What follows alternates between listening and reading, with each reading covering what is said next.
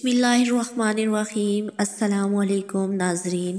ماہ رمضان کی حقیقت کیا ہے؟ اللہ تعالیٰ نے رمضان المبارک کے روزے مسلمانوں پر کیوں فرض کیے ہیں اور روزوں کے فرض ہونے کی وجہ کیا ہے؟ روزہ رکھنے سے انسان کو کیا ملتا ہے اور کیا رمضان المبارک میں رزق کو بڑھا دیا جاتا ہے؟ اور رمضان المبارک میں اللہ تعالیٰ کی رحمتیں کس طرح نازل ہوتی ہیں؟ اور رمضان المبارک کے مقدس مہینے میں شیطان کو قید کیوں کر دیا جاتا ہے؟ اس مقدس ماہ مبارک میں اللہ تعالیٰ کتنے لاکھ لوگوں کو بخش دیتا ہے؟ اللہ تعالیٰ اپنے بندوں پر اس ماہ مقدس میں وہ کون کون سے 5 خاص کرم فرماتا ہے جو اس سے پہلے کسی امت پر نہیں فرمائے؟ اور رمضان کی ہر مقدس اور بابرکت رات میں کتنے ہزار لوگوں کو بخش دیا جاتا ہے اور کتنے لاکھ لوگوں کو جہنم سے آزادی ملتی ہے؟ اور وہ کون سے بدقسمت لوگ ہیں جن کو اس مقدس مہینے میں بھی نہیں بخشا جاتا؟ اور رمضان المبارک میں گناہ کرنے والے لوگوں کے لیے حضرت محمد صلی اللہ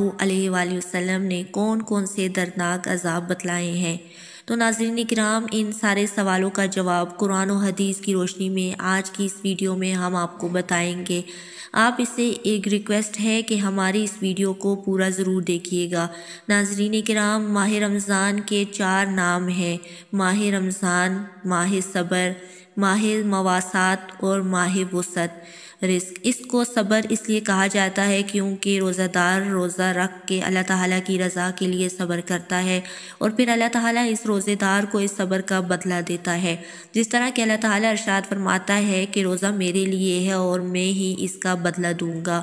ماہ مواسات، مواسات کے معنی ہے بھلائی کرنا، کیونکہ اس مہینے میں تمام مسلمان خاص طور پر اپنے رشتہ داروں سے بھلائی کرتے ہیں اور زیادہ سے زیادہ ثواب حاصل کرتے ہیں، اس لیے اس کو ماہ مواسات کہا جاتا ہے۔ اور ماہ وسعت رزق، اس مہینے کے اندر اللہ تعالیٰ انسانوں کے رزق کو بڑھا دیتا ہے اور غریب لوگ بھی اللہ تعالیٰ کی نعمتیں کھاتے ہیں، اس لیے اس کو ماہ وسعت رزق کہا جاتا ہے۔ حضرت سیدنا ابو سعید خدری رضی اللہ تعالیٰ عنہ سے روایت ہے کہ نبی کریم صلی اللہ علیہ وآلہ وسلم نے ارشاد فرمایا کہ جب ماہ رمضان کی پہلی رات آتی ہے تو آسمانوں کے دروازے کھول دیے جاتے ہیں اور پھر آخری رات تک وہ دروازے بند نہیں کیے جاتے۔ جو کوئی بندہ اس ماہ مبارک کی کسی بھی رات میں نماز پڑھتا ہے تو اللہ تعالیٰ اس کے ہر سجدے کے بدلے میں اس کے لیے 1500 نیکیاں لکھتا ہے اور اس کے لیے جنت میں سرخ یاقوت جو ایک قیمتی پتھر ہے، اس سے اس کا محل بنایا جاتا ہے۔ اور آقا کریم صلی اللہ علیہ وآلہ وسلم نے ارشاد فرمایا جو کوئی ماہ رمضان کا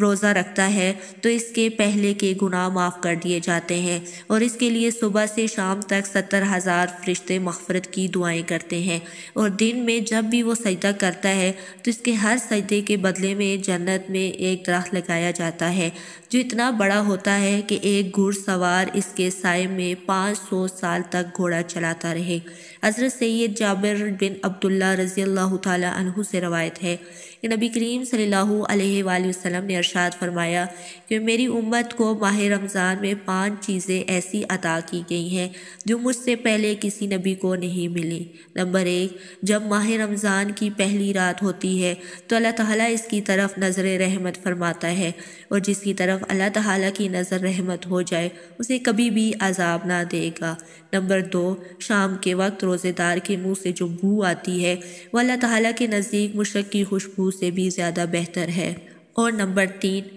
فرشتے دن رات روزے دار کے لیے مغفرت کی دعائیں کرتے رہتے ہیں۔ اور نمبر 4، اللہ تعالیٰ جنت کو حکم فرماتا ہے کہ میرے نیک بندوں کے لیے تیار ہو جا، بہت جلد وہ دنیا کی تکلیفیں اور پریشانیوں سے میرے گھر اور رحمت میں سکون پائیں گے۔ اور نمبر 5، جب ماہ رمضان مبارک کی آخری رات آتی ہے تو اللہ تعالیٰ سب کی مغفرت فرما دیتا ہے۔ اس وقت حضرت محمد صلی اللہ علیہ وآلہ وسلم کی بارگاہ میں موجود لوگوں میں سے ایک شخص نے کھڑے ہو کر عرض کی کہ یا رسول اللہ صلی اللہ علیہ وآلہ وسلم، کیا وہ لیلۃ القدر ہے؟ تو نبی کریم صلی اللہ علیہ وآلہ وسلم نے ارشاد فرمایا نہیں، کیا تم نہیں دیکھتے کہ مزدور جب اپنے کاموں سے فارغ ہو جاتا ہے تو اسے مزدوری دی جاتی ہے۔ حضرت سیدنا ابو ہریرہ رضی اللہ تعالی عنہ سے مروی ہے کہ نبی کریم صلی اللہ علیہ وآلہ وسلم نے ارشاد فرمایا، پانچوں نمازیں اور جمعہ اگلے جمعے تک اور ماہ رمضان اگلے ماہ رمضان تک گناہوں کا کفارہ ہے،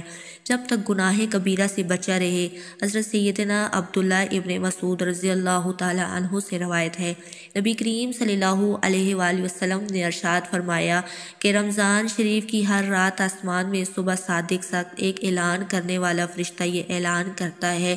کہ اے بھلائی مانگنے والے، ارادہ مضبوط کر لے اور خوش ہو جا، اور اے برائی کا ارادہ رکھنے والے، ہر برائی سے رک جا۔ کوئی معافی مانگنے والا جس کو معاف کر دیا جائے، ہے کوئی توبہ کرنے والا اس کی توبہ قبول کی جائے، ہے کوئی دعا مانگنے والا اس کی دعا قبول کی جائے، ہے کوئی سائل جس کی سوال پورا کیا جائے۔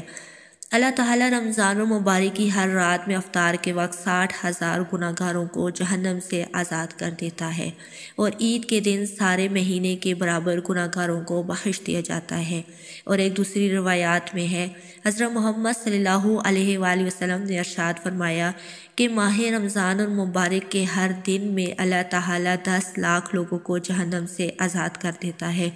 حضرت سیدنا عبداللہ ابن عباس رضی اللہ تعالی عنہ سے روایت ہے، نبی آخر زمان حضرت محمد صلی اللہ علیہ وآلہ وسلم نے ارشاد فرمایا کہ اللہ تعالیٰ ماہ رمضان میں روزانہ افطار کے وقت 10 لاکھ ایسے گناہگاروں کو جہنم سے آزاد کر دیتا ہے جن کے گناہوں کی وجہ سے جہنم واجب ہو چکی ہوگی، اور جمعے کے دن اور رات کی ہر گھڑی میں ایسے 10 لاکھ گناہگاروں کو جہنم سے آزاد کیا جاتا ہے جو اللہ کے عذاب کے حقدار بن چکے ہوں گے۔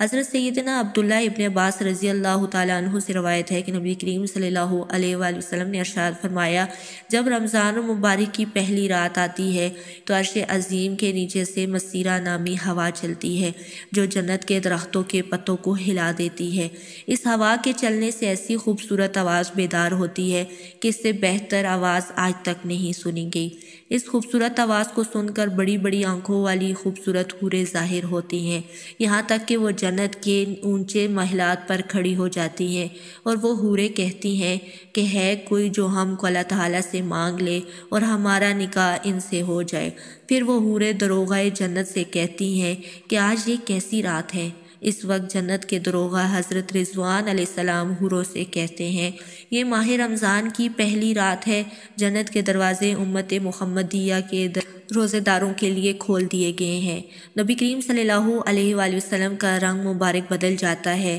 آپ عبادت زیادہ کرتے ہیں، اللہ تعالیٰ کی بارگاہ میں خوب دعائیں مانگتے ہیں۔ حضرت سیدنا ابو ہریرہ رضی اللہ تعالیٰ عنہ بیان فرماتے ہیں کہ نبی آخر زمان حضرت محمد صلی اللہ علیہ وآلہ وسلم نے ارشاد فرمایا کہ جب رمضان آتا ہے تو جنت کے دروازے کھول دیے جاتے ہیں اور دوزخ کے دروازے بند کر دیے جاتے ہیں،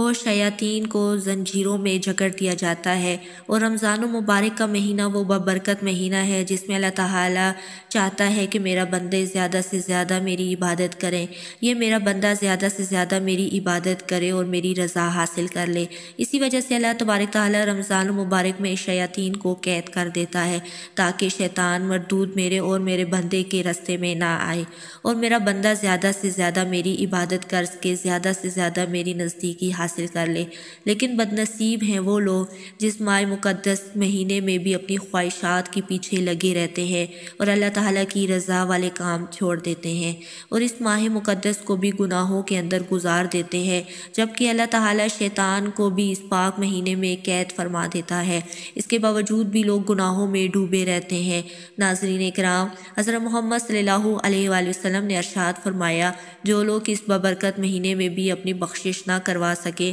تو وہ کب کروائیں گے؟ جو لوگ ماہ رمضان المبارک میں بھی گناہوں سے باز نہیں آئے، ان کے بارے میں حضرت محمد صلی اللہ علیہ وآلہ وسلم نے ارشاد فرمایا کہ چنانچہ حضرت سیدنا ام ہانی رضی اللہ تعالیٰ عنہ سے روایت ہے، نبی کریم صلی اللہ علیہ وآلہ وسلم نے ارشاد فرمایا، میری امت ذلیل و رسوا نہ ہوگی جب تک وہ ماہ رمضان کا حق ادا کرتی رہے گی۔ تو حضرت محمد صلی اللہ علیہ وآلہ وسلم کی بارگاہ میں عرض کیا گیا، یا رسول اللہ صلی اللہ علیہ علیہ وآلہ وسلم رمضان کے حق ضائع کرنا اور امت کا ذلیل و رسوا ہونا کیا ہے؟ تو نبی کریم صلی اللہ علیہ وآلہ وسلم نے ارشاد فرمایا ماہ رمضان میں حرام کاموں سے بچنا، اور پھر فرمایا جس نے ماہ رمضان میں زنا کیا، شراب پی، اگلے رمضان تک اللہ تعالیٰ جتنے اللہ تعالیٰ کے فرشتے ہیں سب اس پر لعنت کرتے رہیں گے۔ بس اگر یہ شخص اگلے ماہ رمضان سے پہلے مر گیا تو اس کے پاس کوئی بھی نیکی نہ ہوگی تو اسے جہنم کی آگ سے بچا سکے۔ بس تم ماہ رمضان کے معاملے میں ڈرو، کیونکہ جس طرح اس ماہ رمضان کے مہینے میں نیکیاں بڑھا دی جاتی ہیں اسی طرح گناہوں کا بھی معاملہ ہے۔